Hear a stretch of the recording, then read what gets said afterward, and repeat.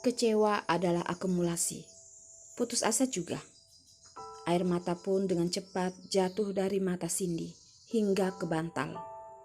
Sudah semakin malam. Terhadap orang lain kehidupan malam barulah dimulai. Lampu warna-warni tidak berhenti bersinar. Suara lagu yang besar.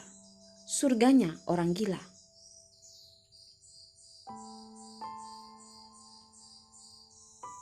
Tidak terpikirkan kamu akan menyarankan datang ke tempat ini.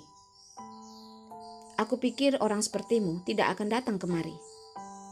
Jason pun terkejut melihat pilihan Nicole. Nicole tersenyum. Malam pun menutupi di tatapannya. Hanya ada lampu yang kadang-kadang menyinarinya. Nicole pun tertawa karenanya dan berkata, "Di dunia ini semuanya hanyalah topeng yang digunakan untuk melindungi diri." Aroma bir pun menguasai mereka. Jason mencium aroma bir di tubuh Nico. "Jangan minum terlalu banyak." Jason sedang mengkhawatirkan kesehatan Nicole. Lalu dia pun menjaga jarak. Nicole pun tersenyum. "Aku ke toilet dulu." Berdiri dan pergi menuju toilet. "Aku ikut denganmu," ucap Jason. "Tidak perlu. Bagaimanapun, aku sudah sampai sekarang ini. Sudah tidak menganggap mafia itu mengerikan. Kamu tunggu saja di sini." Nicole pun sudah tidak bisa berjalan dengan normal. Jason pun mengejarnya. Namun dia pun ditolak oleh Nico. Jason menyentuh dadanya sendiri. Barusan tangan Nicole di sini. Dia pun menyentuh ada sesuatu di kantongnya. Dia pun teringat itu adalah surat yang Dion berikan. Dia pun tidak berpikir banyak. Nicole berjalan ke toilet dan mengeluarkan surat. Yang dia katakan tadi tidak salah. Dia sudah sampai sekarang. Surat itu sudah diambil saat tadi dia mendekati Jason. Nicole pun membuka surat. Dalamnya ada sebuah kertas. Nicole perlahan membukanya. Senyumannya pun hilang. Nicole dengan cepat mengembalikan ekspresinya seperti tidak ada masalah dan keluar. Mereka pun berbicara dan tertawa sebentar. Dengan cepat pun mengucapkan selamat tinggal. Jika tujuan sudah tercapai, Nicole juga tidak tertarik lagi. Saat berpisah, mereka berdua mabuk. Oleh karena itu, mereka pun naik taksi dan membawa Nicole pulang. Nicole sepertinya sudah mabuk. Kepalanya pun bersandar pada kaca. Matanya pun ditutup. Jason pun tersenyum pahit dan berkata, "Aku tahu batas minummu." Nicole pun tergerak. Bibirnya pun tergerak. "Kamu ingin mengatakan apa?" Jason melihat wanita yang disukainya berubah seperti itu. Akhirnya dia pun harus mengakui fakta tertentu. "Tadi kamu sengaja bersandar di tubuhku, kan?" Nicole terdiam. Jason ini memang tidak mudah. Kesalahan terbesarmu adalah kamu selalu menganggapku seperti Jason yang dulu, yang tidak bisa apa-apa. Setiap orang bisa berubah, kan? Nicole tidak berkata. Di tatapannya pun kembali bersinar. Melihat wajah Jason yang gagah, dia memiliki mata biru yang bersinar di malam hari, seperti lautan. "Aku meremehkanmu." Nicole pun menyodorkan tangan di belakang tubuhnya. Jason tersenyum pahit berkata, "Saat aku baru mengenalmu seharusnya adalah masa di saat kamu paling hancur. Saat itu aku ingin menyelidikimu sangat mudah. Mengetahui berapa macam pekerjaan yang kamu lakukan setiap hari. Makan apa? Hidup dengan betapa susah. Karena aku menyukaimu saat itu asalkan kamu setuju, semua kesusahanmu akan terselesaikan. Namun, kamu menolakku." Nicole menggerakkan bibir. Mendengar ucapan Jason, sekujur tubuhnya pun membeku. Tentunya dia tidak bisa menerima bantuan orang lain, walaupun orang yang dicintai juga tidak boleh.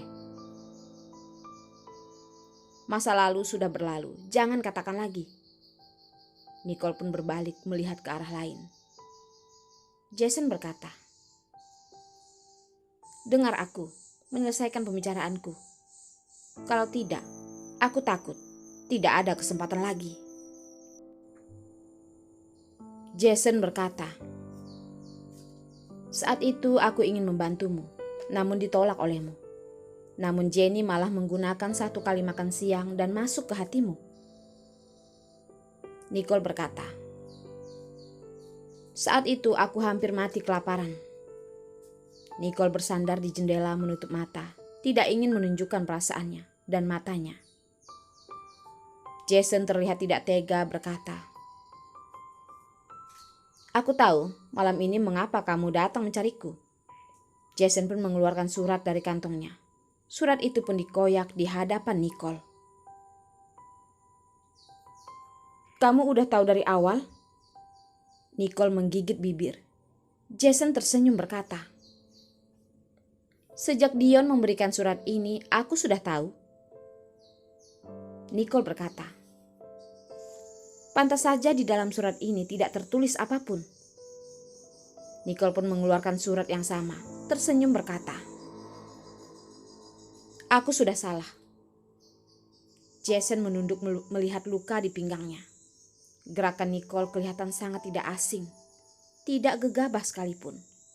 Dia tahu jika wanita ini tidak mudah, termasuk keluarganya dan juga dirinya. "Tidak hanya kamu yang bisa mengarahkan pistol pada orang." Jason bersandar pada punggungnya. Wajahnya pun tidak terlihat tegang. Nicole tidak memperhatikan. Saat ini mobil sudah berhenti di pinggir jalan. Nicole mendengar kata itu dan ekspresinya pun berubah. "Nona Nicole, jangan repot-repot. Itu simulasi." Supir pun mengeluarkan pistol dan menodongkan ke kepala Nicole. Nicole pun bergerak. Ternyata tidak ada gerakan apapun. Nicole menaikkan kedua tangannya. Dia pun meletakkan pistol itu di samping. "Aku sudah kalah. Jika ingin membunuhku, silakan saja." Jason mengeluarkan borgol bersandar di tangan Nicole dan mengeluarkan pisau dari kantong Nicole. Lalu melemparkannya ke samping. "Aku tidak akan melakukan apapun padamu. Hanya tidak ingin kamu ikut campur dengan masalah Jenny," ucap Jason. Dia tidak ingin melukai Nicole.